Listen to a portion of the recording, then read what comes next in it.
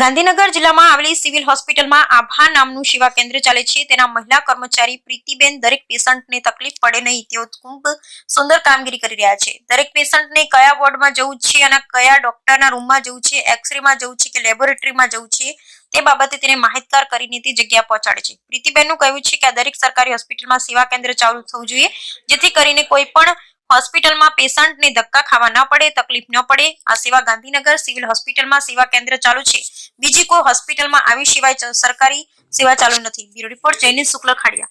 નમસ્કાર દર્શક મિત્રો, હું છું જયनीत શુક્લ। આપ નિહાળી રહ્યા છો ક્રાઇમ પેટ્રોલિંગ ન્યૂઝ। એમાં આપણું ખૂબ ખૂબ સ્વાગત છે। અમારી ક્રાઇમ પેટ્રોલિંગ ન્યૂઝ યુટ્યુબ ઉપર આવે છે। લાઈક કરો, શેર કરો અને સબસ્ક્રાઈબ કરો, જેથી કરી આવનારા સમાચાર તમારી પાસે પહોંચી શકે।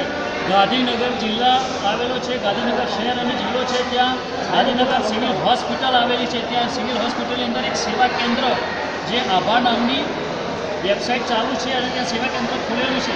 ત્યાં એના કર્મચારી મહિલા બેન છે, એ પણ એક સારી સેવા આપી રહ્યા છે અને દર્દીને કોઈ તકલીફ પડતી નથી। આવી દરેક હોસ્પિટલોમાં હોવું જોઈએ, પણ એકલા ગાંધીનગર સિવિલ હોસ્પિટલની અંદર જ છે। તો આપણની સાથે એ મેડમ આપણી સાથે માહિતગાર કરશે। મેડમ, તમારું નામ શું છે? તમે કેટલા સમય જ્યાં સેવા કરી રહ્યા છો? અહીંયા પોણા 2 વર્ષથી સેવા આપું છું સેવા કેન્દ્રમાં।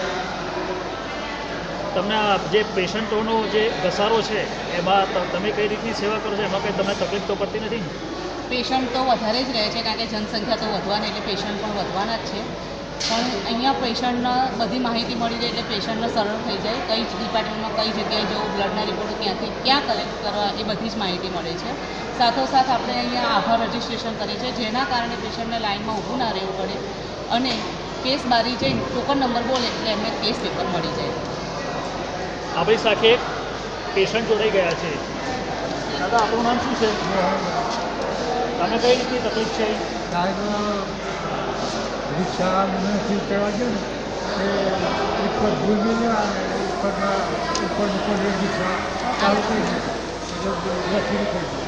આ બેન જે સેવા આપો છો એમને કોઈ તકલીફ છે તમારે?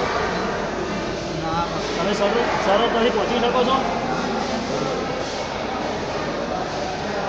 તો આપણે એક બીજા જોડાઈ ગયા છે। આપણું નામ શું છે? કમલેશભાઈ। આ બેન જે તમને સેવા આપો છો, મોબાઈલની અંદર એપ ખોલીને આપો છો, તો એ કેવી રીતના તમારે સમસ્યાનું સરસ છે। જે બેનનું જે આયોજન છે સારામાં સારું છે, પેશન્ટનો સમય બી બચે છે અને એની અંદર સારામાં સારું કઈ જગ્યાએ જવાની જરૂર છે બધી માહિતી પહેલાં મળી જાય, બધી માહિતી મળી જાય, સારામાં સારું છે। બહુ સુંદર કામગીરી છે, પ્રશંસનીય છે। આપણો ખૂબ ખૂબ આભાર।